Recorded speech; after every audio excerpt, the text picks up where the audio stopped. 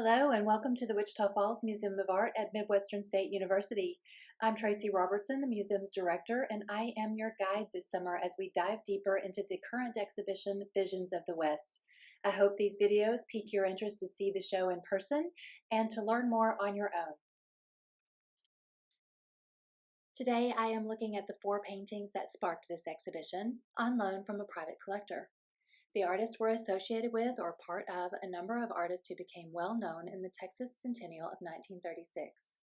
As a group, they were called the Dallas Nine. They were active in the 1930s and 1940s and made the land and the people of the American Southwest their principal subject matter. Artists included Otis Dozier and John Douglas, seen here, along with closely associated artists Merritt Mozzie and H.O. Robertson. Also associated with the Dallas Nine were Dorothy Austin, Florence McClung, Ali Victoria Tennant, and Octavio Medellin. Born a generation before this group was their teacher, Charles Franklin Ray, whose works are also seen here.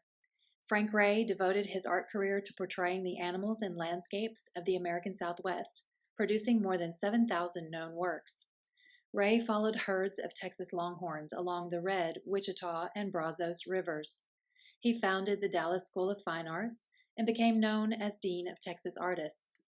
Ray led groups of students, including those who would become part of the Dallas Nine, on sketching expeditions throughout West Texas and into New Mexico and Arizona. In 2001, I had the great fortune of meeting one of Frank Ray's students, Lucretia Donnell Koch. Miss Koch participated in an exhibition I was working on with curator Michael Grauer, then of the Panhandle Plains Historical Museum. Ray designed a set of pastels and a portable easel for sketching out of doors, and Miss Koch still had hers.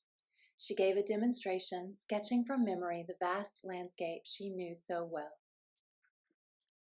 In addition to expeditionary plein air painting, the Dallas regionalists were influenced by contemporary Mexican painters Diego Rivera and Jose Clemente Orozco, as well as Italian primitive painting of the Quattrocento and American folk art.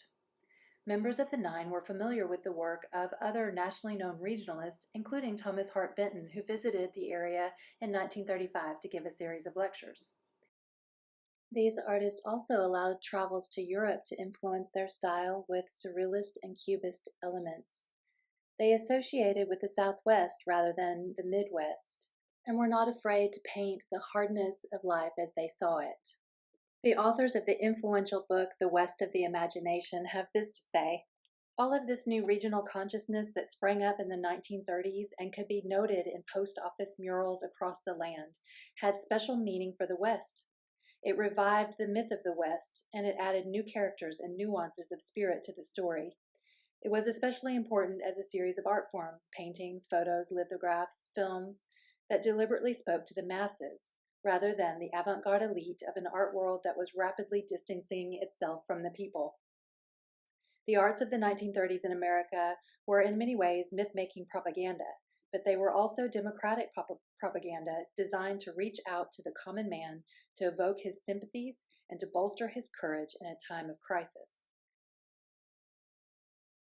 What do we see? In this painting by Otis Dozier, we see a house surrounded by brown earth fields.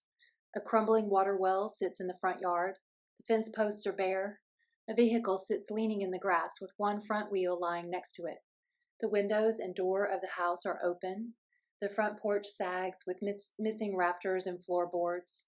A gray sky gives a dull light over the entire scene. This painting is called Abandoned House, and Dozier made it in 1935 either because the scene was so unusual as to be striking or was so common as to be shocking.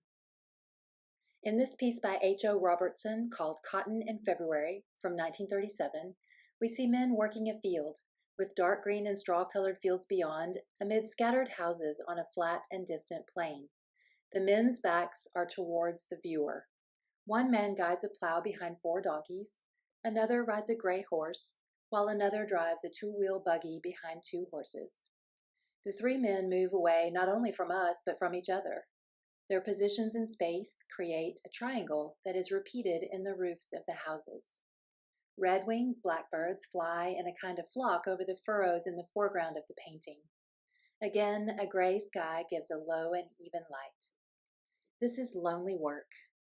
Even though the men are situated in the foreground, they seem small compared to the distance of the horizon and the oppression of this cloudy winter sky.